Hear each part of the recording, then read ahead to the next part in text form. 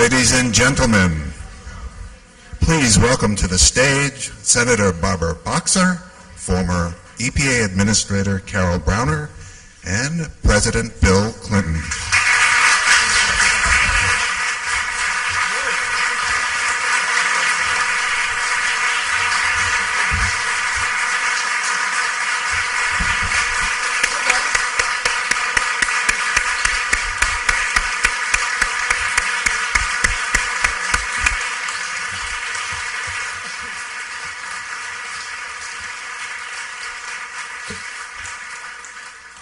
Please be seated, everyone. I want to welcome you to this wonderful occasion, and we will begin with a musical selection by the Unified Voices of Excellence Choir, which is made up of students in middle school, high school, and college from throughout the Washington region. And the choir is led by Brandon Jamal Felder. All right? Please welcome them.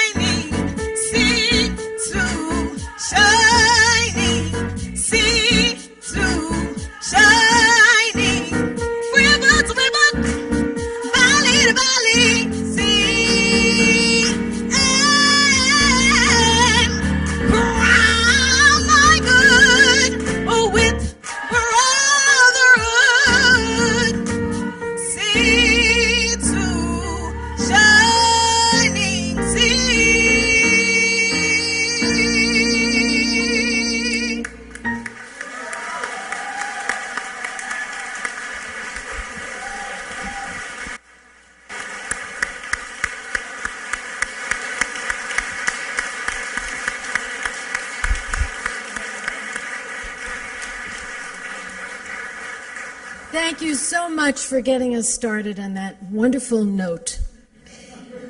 I am so pleased to be joined on stage today by the one and only President Bill Clinton and his former EPA Administrator, my friend Carol Browner.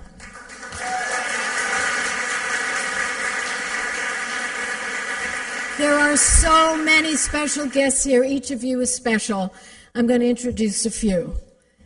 The great Senate Majority Leader, Harry Reid. Please stand up, Harry.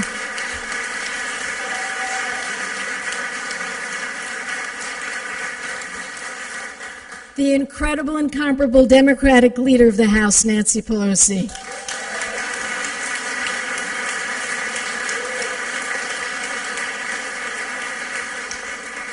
The articulate and fabulous Majority Whip of the Senate, Dick Durbin.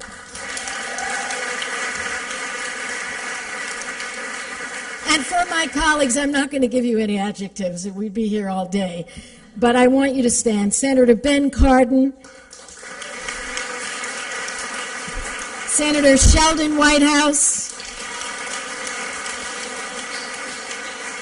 and the wonderful Congressman Nick Rahal, who's the ranking member of the House Transportation and Infrastructure Committee. I want to acknowledge a GSA Administrator. Where are you, Dan? Dan Taglioni. Yes? And really help me welcome the next Administrator of the EPA, Gina McCarthy.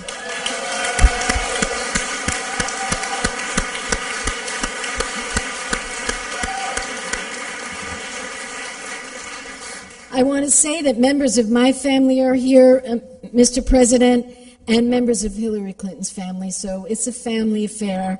And we have so many friends from the Clinton administration. It's just great to have this reunion. So welcome to this beautiful building, which in about an hour will forever be known as the William Jefferson Clinton Building.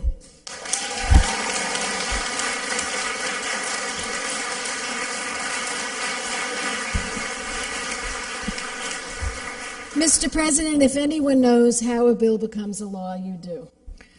But this one, I'll tell you about it sometime. Eventually, this bill passed unanimously in both the House and the Senate, and because of that strong bipartisan support, we're here today honoring our former great president. And I do want to thank President Barack Obama for signing this bill into law. This is a very strong building. And Bill Clinton was a very strong president, and he continues to be a very strong leader. He has been honored many times for his accomplishments as president, as well as his leadership since he left office. In fact, the Abraham Lincoln Presidential Library Foundation awarded him the Lincoln Leadership Prize for his lifetime of service, citing his leadership in the longest economic expansion in American history,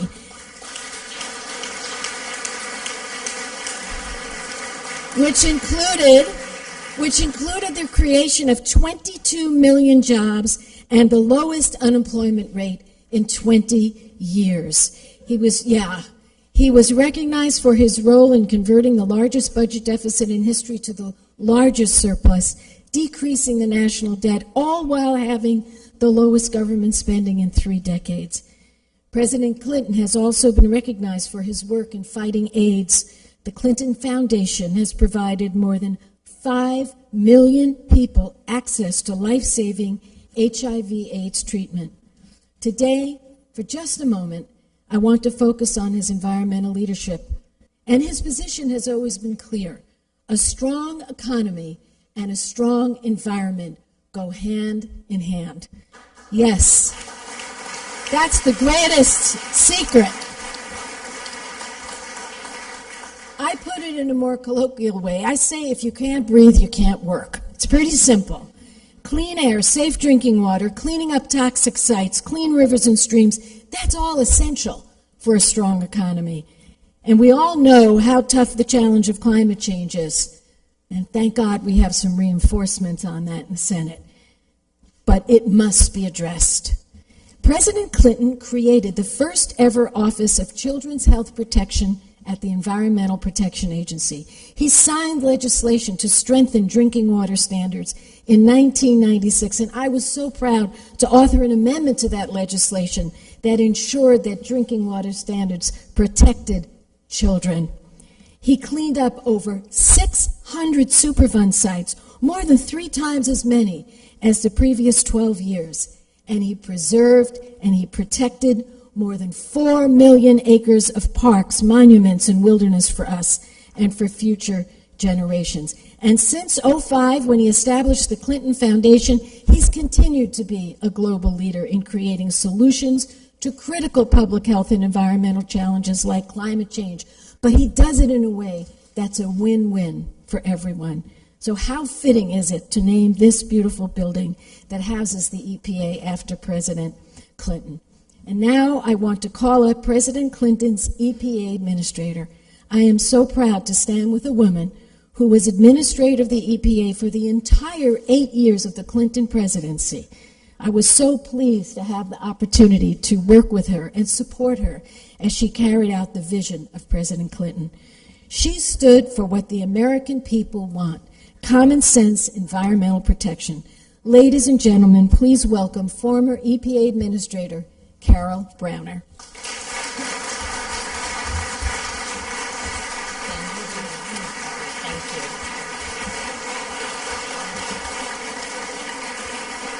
Thank you. Thank you, Barbara, for the introduction, and thank you for your tireless leadership in support of this agency and the environment. You have been a true friend. Thank you so much. You know, it's a real pleasure, obviously, to be here today. It's a real pleasure to be joined by so many that I had the honor to work with during my tenure here. You know, at the end of the day, you are only as good as the people who join you in any effort. And I was incredibly lucky to be joined by so many outstanding folks, both political and career, all really dedicated public servants. I want to recognize Gina. I look forward to calling you Administrator McCarthy. And I want to take just a moment to thank Bob Perciasepe for the leadership Bob has provided.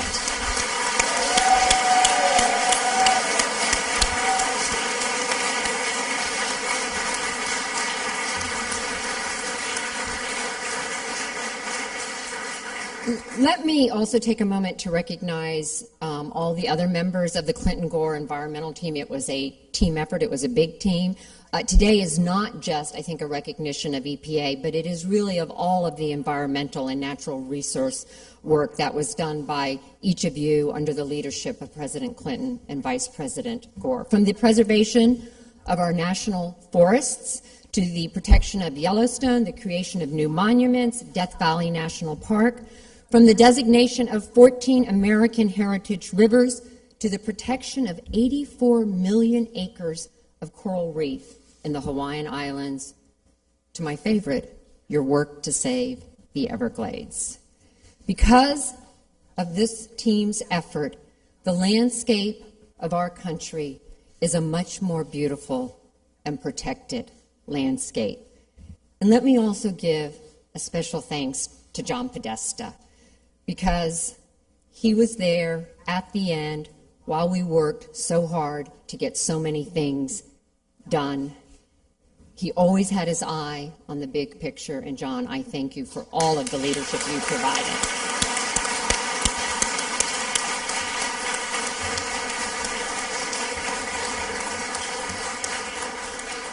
So, Mr. President, it is hard to believe that it was more than 20 years ago that you asked me to join your administration. Neither of us had a single piece of silver hair back then. And at the announcement of my nomination in Little Rock, I held my son Zach on my hip. That little boy is now an adult, running a camp, instilling in young boys a sense of nature. During your tenure, we faced and intransigent Congress, a fierce, well-funded, and active opposition. Glad to see so much has changed in Washington. But through your leadership, Mr. President, we found a way to succeed, especially when it came to protecting the public from the dangers of pollution. 20 years ago, we embarked on a journey that has led to unprecedented success in cleaning our air, our water, protecting our communities and our children. Now, I first met you when I was serving as Secretary of the Environment in my home state of Florida, working for Lawton Chiles, Governor Lawton Chiles. You were candidate Bill Clinton, and you came to South Florida to survey the wreckage caused by Hurricane Andrew. And in true Clinton fashion, the allotted time for your visit was extended many times over. I think it was supposed to be an hour. It turned into several hours. But what I saw that day was what Americans came to see: a gifted leader with the touch of a close friend. In Florida that day, you didn't come to witness disaster. You came to raise spirits. And time again, throughout your presidency, on environmental issues, economic issues, every issue, you lifted America's spirit when it was needed most. Now, Barbara already reminded us that the Clinton-Gore campaign slogan, "It's the economy, stupid," wasn't just a slogan. It was a governing philosophy. And when people talk about the Clinton administration, as Barbara said, they recall the booming economy, the low unemployment rates, a balanced budget, a reformed welfare state. And when it came to protecting our environment, you proved you don't have to choose between a strong economy and a healthy environment. In fact, we can have both. For starters, you elevated and strengthened EPA, giving the agency a seat at the cabinet table. You used your veto power to ensure that EPA had the money and kept the environmental cop on the beat. You exposed the Dirty Water Act, and under Vice President Gore's leadership, provided regulated industries common sense, cost-effective compliance tools to meet tough science-based pollution standards. You recognize that EPA's work should be about protecting the most vulnerable among us, our children, because when we do that, we protect all of us. As Barbara said, we passed new laws to protect our food and drinking water that embodied that commitment to children's health, and you signed an executive order directing all of the federal government to take into account the health of our children. You held your own administration accountable with executive orders calling for efficiency in government buildings and requiring that federal agencies comply with pollution standards. And you knew that engaging the public is key to successful governance, that access to better and more information through programs like the Toxics Release Inventory would generate awareness and support for tackling our environmental challenges. Coming back here brings up a lot of memories, but I have to tell you about one of my earliest memories.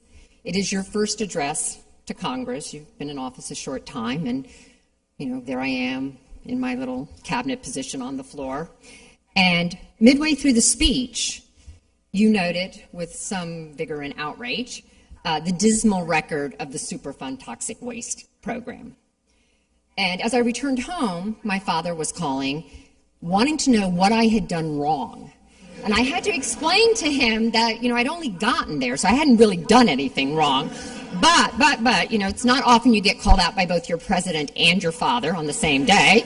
But I assured him we would be about fixing the program. And we did. 600 sites in 8 years compared to about 120 in 12 years. We did go to Congress, and we did ask them to help us change the law, but they didn't. So instead, we made the program work faster, fairer, more efficient with the law on the books. And today, those toxic waste dumps, vibrant parts of communities. We didn't just clean them up. We put them back into the community, soccer fields, parks, and even some golf courses. You launched the Brownfields program to convert low-level contaminated sites into usable space, creating jobs and enhancing community development. And again, Mr. President, you did it with no new law and no new money. Now, I am frequently asked What were your best and worst moments at EPA? The worst was certainly the government shutdown. We sent our employees home. But it led to the best. The onslaught of attacks caused us to explain to the American people what EPA does, how important EPA is to the health of their children and their communities. The fight you led gave us the public support to set tough air pollution standards, to strengthen the ozone, the smog standard, and to set the first ever soot standard. As a result, we took the soot out of diesel fuels. We cleaned up toxic emissions from tailpipes and smokestacks, removing more than 50 million tons of dangerous air pollution. Now, some will remember the soot and smog standards were not without their controversy, but in the end, the Supreme Court, 9-0, Scalia writing the majority opinion, agreed. The administration had done it right. We had followed the Clean Air Act requirements. We had used the best available science to set a strong public health standard. When I look at the challenge of climate change, as daunting as it is, I am actually optimistic for our future. And I am optimistic because, Mr. President, you proved two things. That we don't have to choose between the economy and the environment, and that the power vested in the President by the Congress, our environmental laws on the books, are good and can be used to do good to protect our communities and the health of our children. This is a legacy that should not be overlooked. Leveraging executive authority in the 90s paved the way for the actions we need to take today.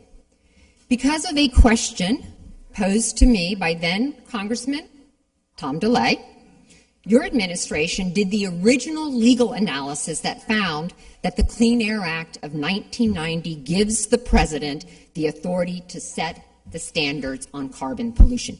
And the Supreme Court agreed with our legal analysis.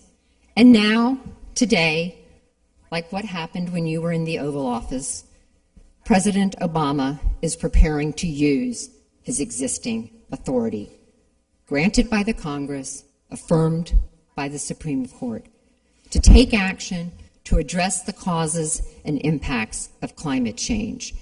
And to all of you who still serve the public interest at EPA, I know you are up to the task. So, Mr. President, thank you for giving me the opportunity to serve you, the American people, the opportunity to get up every day for 8 years and come to work and think about how best to make our country a little bit better, our communities, our air, our water, a little bit cleaner. And thank you, Mr. President, for what you have continued to do on behalf of the environment. You have most certainly not slowed it down.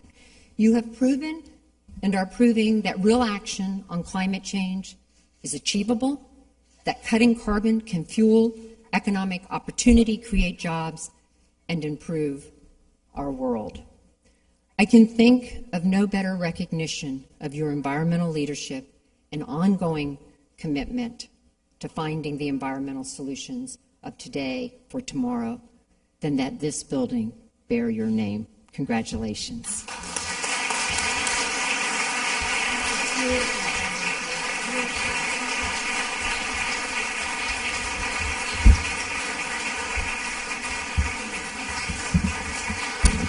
That was wonderful, Carol.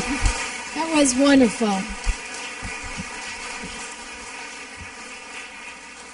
What a walk down memory lane for those of us who were here through all of those struggles. So I'm going to have my great honor to bring you the person who we really all came to here today. On December 3rd, 1907, Teddy Roosevelt, our 26th president, said the following. I want you to listen to it carefully. To waste, to destroy our natural resources, to skin and exhaust the land, instead of using it so as to increase its usefulness, will result in undermining the very prosperity which we ought by right to hand down to our children. President Clinton, you have carried that vision out. and you're still carrying out that vision. So it is my deepest honor to introduce to you President Bill Clinton. And I will take away this thing. Thank you. Thank you very much. Thank you. Thank you. Thank you very much. First of all,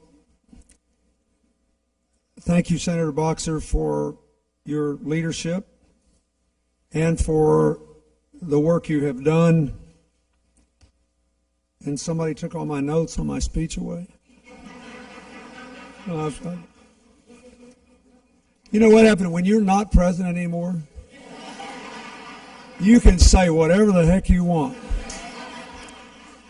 But that's the good news. The bad news is nobody has to care what you say, and if you can't read your own handwriting, you're really in trouble. But anyway, I want to thank Senator Boxer for many things. Our more than 20 years of friendship, for her leadership, for the environment and her committee chairmanship, and for her initiative in naming this building after me. I want to thank Carol Browner, who did serve the whole 8 years, and we started together, we ended together, and I think she's still the longest serving EPA administrator in history, and she did a magnificent job. I want to thank all the other people who are here in the administration, and I want to thank my brother-in-law and his family and all of our relatives who are here. But especially I want to thank those of you who are part of the environmental team. Thank you, Katie McGinney, and thank you, John Podesta, especially, and I want to thank Bruce Babbitt. He's not here, but Hattie is here, and she was also part of the administration. He established a stunning record at the Department of the Interior, and I think we'll all be benefiting from it as long as this country's here. I thank George Frampton and all the people who were part of our environmental policy-making process, and all the people at all the other agencies apart from EPA and Interior who had an impact on our environmental policy. I was thinking on the way over here, when Al Gore first said, you know, we ought to look at Carol Browner to be head of EPA. I said, well, if she worked for Lawton Childs, that's good enough for me. I loved Lawton Childs. And I love Carol Browner, and you saw why today, didn't you? I mean, it was amazing. So I'm very grateful. But this building could be named for you and for Katie and for Bruce, and it certainly could be named for Al Gore. And he's not here today, but I want to thank him. If it hadn't been for his leadership, his initiative, particularly in the way we dealt with some of this regulation, and you talked about it, trying to give the business and industry more flexibility in the way they could implement these things so we could save jobs and grow jobs while making the environment better, it would have been a very different record. So to all of you, I thank you. I want to thank our acting administrator, Mr. Percisepi. Thank you, and I love the fact that you got such a big hand here. Thank you, Gina McCarthy, for your willingness to serve. I thank your predecessor in her absence, Lisa Jackson, a longtime friend of mine. The real message of this day is, as has been said before by Senator Boxer and by Carol, you can have a growing economy with more jobs and rising incomes and a sustainable environmental policy. You can protect our precious natural resources, and you can promote the public health, and you can fight climate change.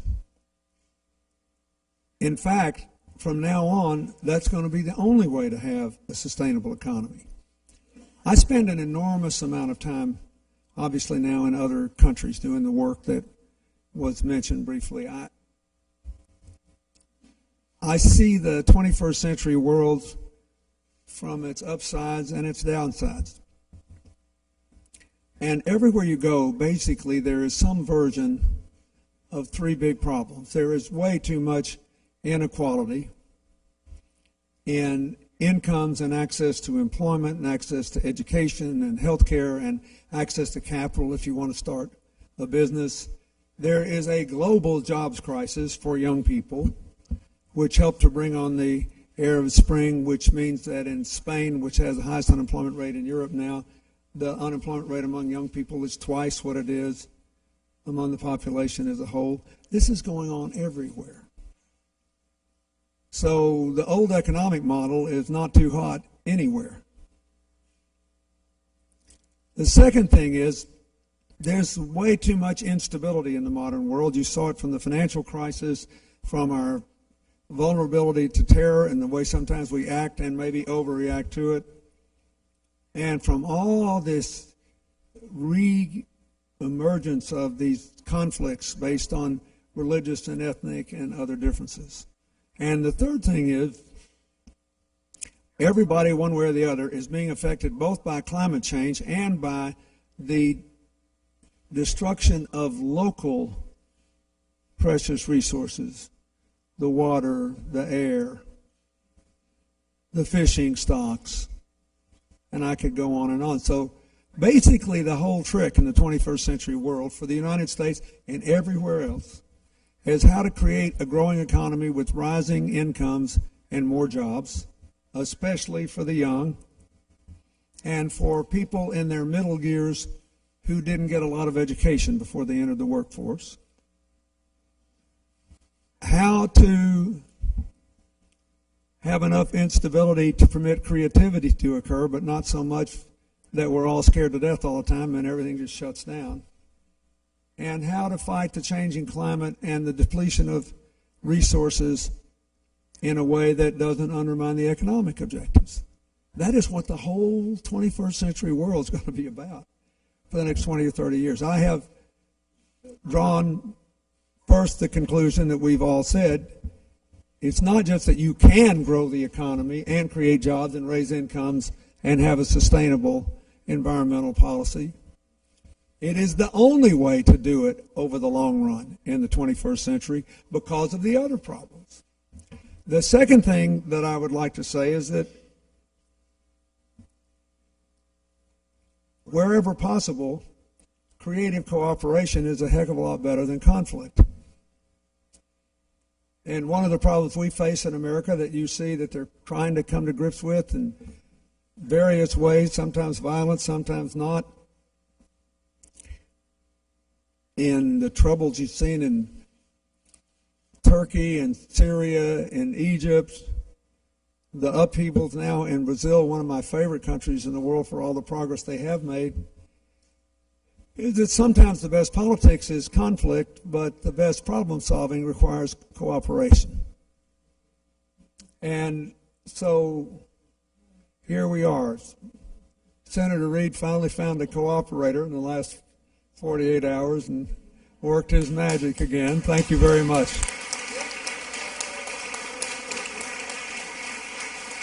So,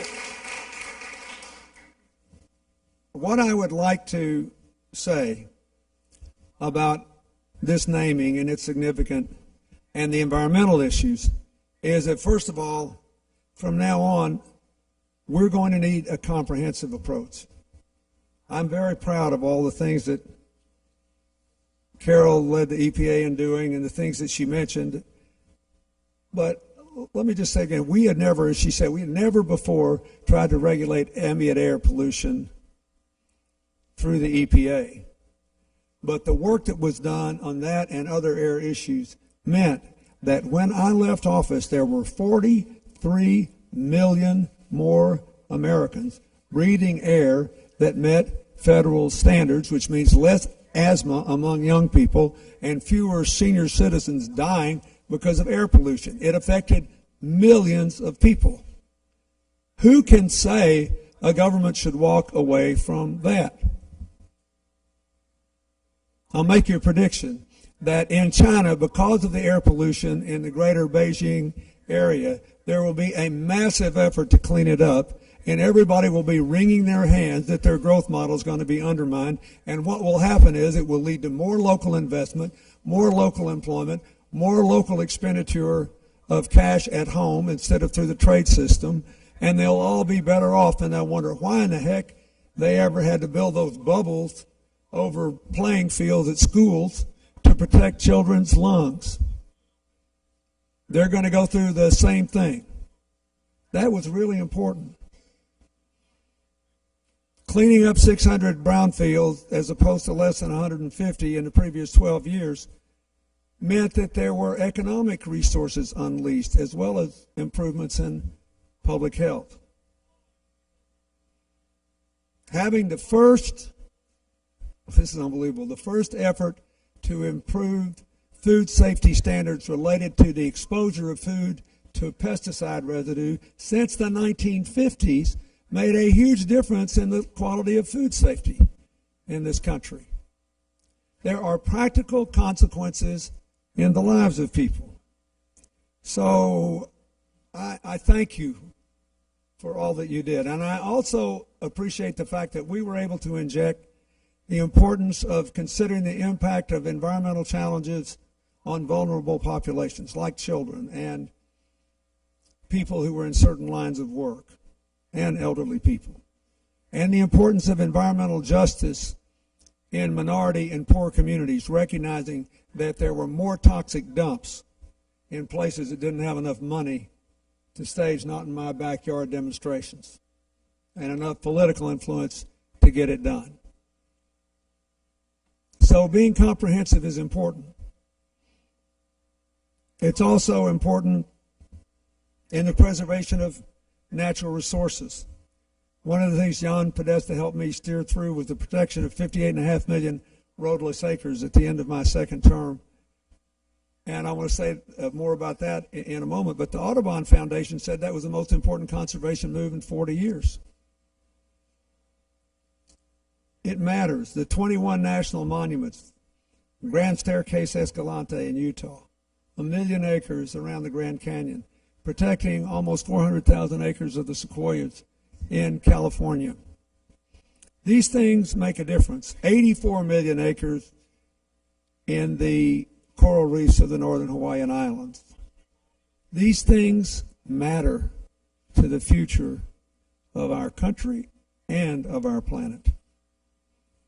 And the second thing I'd like to say is that it really does matter if you can find a cooperative way to do this. Now, there are basically 4 examples I'd like to cite of this. First, 2 specific ones. In 1993, we hauled the whole environmental cabinet and sub-cabinet and half the White House out to Oregon to have a meeting on the requirement that we preserve the old-growth forests. It was clearly required by the law. We went there and took the federal government to them and sat down with all the stakeholders, including the timber companies, people representing the workers in the timber industry, and said, we're going to do this, but we are going to do it insofar as we possibly can in a way that saves as many jobs as possible and finds people something to do. And 20 years later, people out there still look back on that moment as a watershed change in the way they related to the national government. Nobody pretended no hard decisions had to be made, but it mattered. Then a few years later, we had a similar meeting with all the stakeholders around Lake Tahoe. You had all these land developers who were mostly Republicans and thought that they would never see the federal government in a light that was at all positive. And the environmentalists who knew one thing: if they lost Lake Tahoe's environmental quality, the whole future of their region would be compromised. It's one of only 2 blue water lakes, natural blue water lakes, on the entire planet. So They're still working on it. They still have challenges. But the thing was, we set up a cooperative process where all the stakeholders said, we're going to save this lake. They're always going to be able to find, never will forget it, they're always going to be able to pass that white plate test where you can put a white plate down 100 feet and you can still see it. And the water will stay blue. The third thing was that part of this rulemaking change was the kind of self-reporting setup you did for people who found they were in violation of EPA rules and regulations. If they came in and said, we're in violation, we want to get out, let's do a constructive plan together, instead of slapping them with a big fine or trying to shut them down, we work together to enable these people to keep them working their employees, keep contributing to the economy, save their jobs, but clean up the environment. And I think all of that was very important. And the fourth thing was something that I first saw embodied under the previous administration of the first President Bush, which is trying to use market mechanisms like cap and trade to solve specific environmental problems. And by the way, in general, and they did it for acid rain, and then we later did it for CFCs under the same bill, and all the research is that you get about the same environmental consequence in terms of cleaning it up for half the cost. So whenever you can find some way to do something faster, cheaper, better that helps people, that's what you ought to do. The third thing I'd like to say, so we need to be cooperative where we can. We need to be comprehensive. And the third thing we have to do is to be committed. It's true that that commitment was hanging fire in 1995 and 1996 during the government shutdowns, but I vetoed those two appropriations bills with 16 environmental riders, and eventually they were all taken off. And so I was practicing to be Harry Reid when I grow up. But there's more than that. Just hanging in there. The roadless acre rule was challenged consistently until just not very long ago. Less than a year ago, it was finally upheld for the last time. The Obama administration finally issued the rule we said should come, declaring mercury as a serious pollutant. You've got to be willing to pay the price of time. I'll never forget, we had in 1993 the first plan to set up an international mechanism to which America would contribute to finance projects to reduce greenhouse gas emissions. We passed in the House of Representatives a carbon tax that would have been far less unpopular than a gas tax, because it would have been spread across a wider range of the economy. And it was very modest, but it was a good beginning.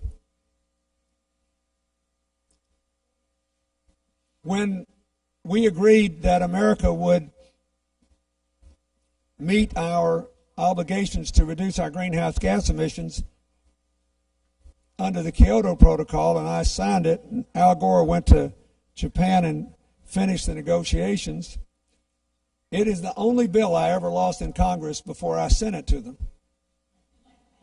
And an astonishing example of bipartisan cooperation in the Senate, which voted against it 98-0.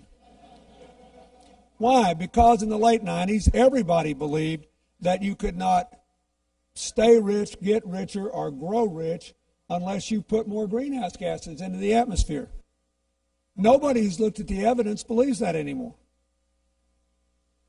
I spent yesterday in Puerto Rico looking at a dozen things they can do to grow their economy faster by reducing their emissions. So nobody's right all the time. Nothing is possible whenever it first occurs to you to do it. We all have to work together, but the main thing is you got to stay committed. You have to cooperate where possible. And you can't pretend that any of these environmental issues don't matter. I got tickled. I saw an article in the paper today where a man I actually like a lot said, Well, naming this building after him is not an obvious fit. He was obviously involved in the economy. But it sort of fits. If you listen to all these things that have been litanized today, I think it more than sort of fits, not for me, but for what we did, for what our administration did. And so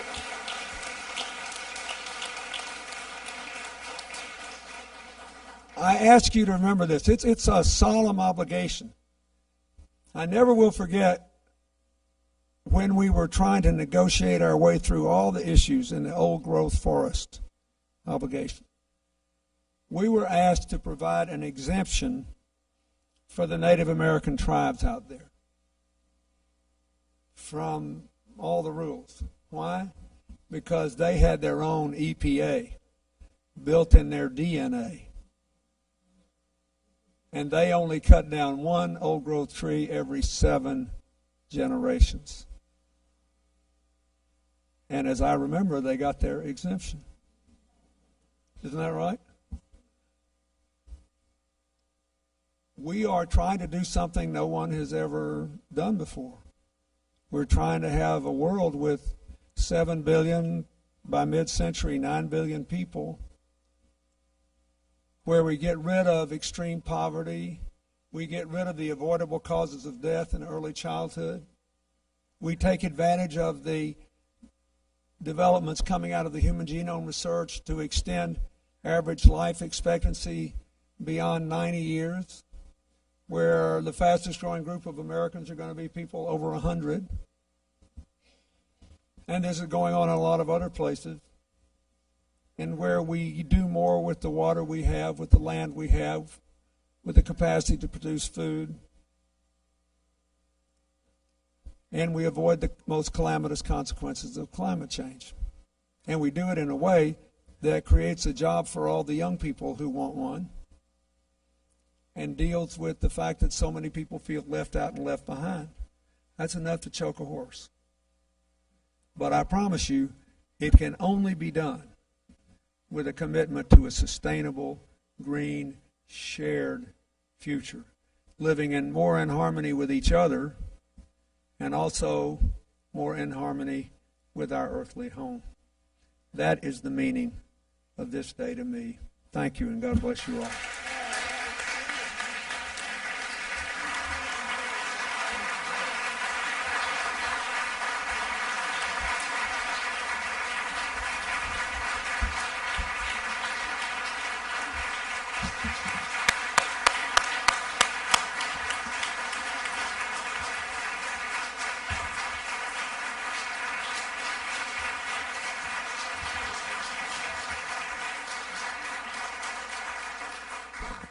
Well, I'm going to ask Senator Reid and, yes? Carol just pointed out I didn't see the bald head of Dan Glickman out there, Oh, Danny. who oversaw our forest and the 58 million rolling acres. Thank you very much. You know, there was one person nobody mentioned, but I'm going to, because she served on my committee with great distinction, and she fought so hard for the health and safety of all of us, particularly our children, and that's Hillary Rodham Clinton. I thought I'd mention her because I know how excited she is about this as well. So I'm going to ask if our leader will come up, Senator Reid, and our Democratic leader, Nancy Pelosi. If I had more room, I'd invite everybody, but we don't. Harry, you have a very special job. You have to stand on that side. Nancy, you stand over here. If this better work is all I can say. We've practiced this a few times. Harry, you go on that side, but don't touch anything yet. Don't. This is okay. And the president should stand over here, Carol, over here. And guess what? Right before we do this, we're going to have a last song from our wonderful choir, and then at the conclusion, Harry, you know what you have to do, okay? Go ahead. This might be harder than what you did to lead us out of the filibuster morass, but please go ahead. Will you close with I want you to know this is a song that the president himself requested.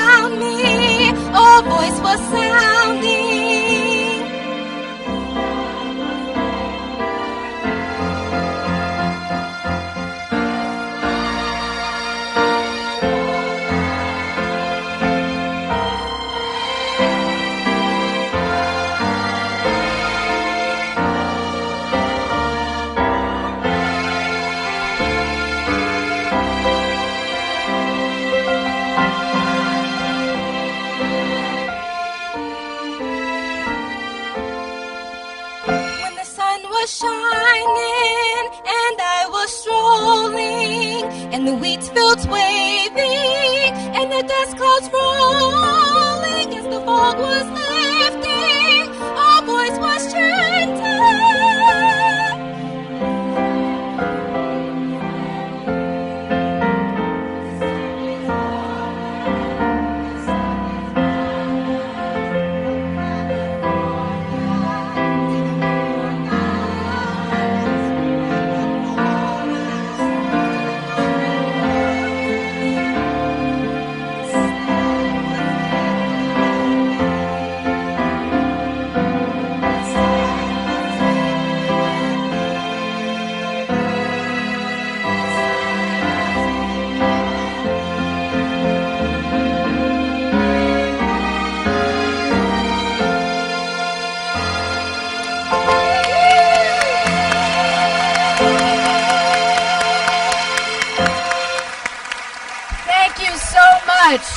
The Unified Voices of Excellence Choir.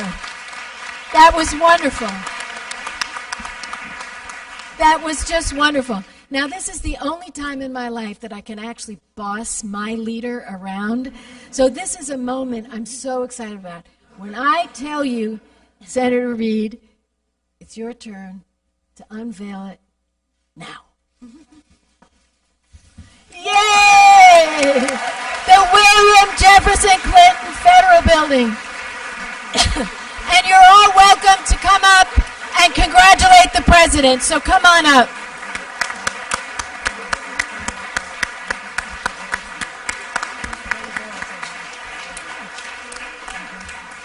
Come on up and congratulate the president. This has been a wonderful moment for us all. Thank you for sharing in this history.